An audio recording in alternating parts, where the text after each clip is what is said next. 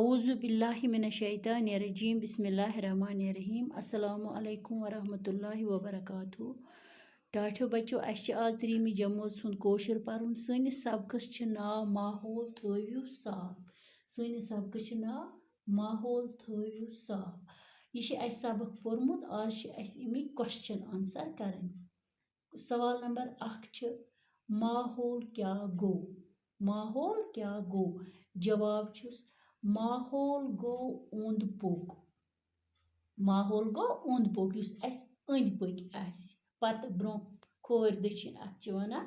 ओंद पोक सवाल नंबर 2 हवा किम सच नासाब गछान हवा किम सच नासाब गछान युस यह हवा यम सच गछान नासाब जवाब कारखानन तो गाड़ियन हंद दह सच हवा नासाब गछान यम कारखान चलान यम सानी गाड़ी चलान अमकि दह सच गछान हवा नासाब अमकि दह सच गछान हवा नासाब सवाल नंबर 3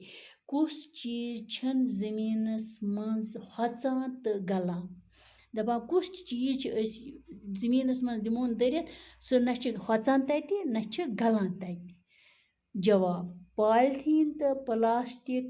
प्लास्टिक चीज छन जमीनस मज हचान तो गलान यम प्लास्टिक चीज पॉलिथीन प्लास्टिक चीज न अगर हम जमीनस मज त्रावो न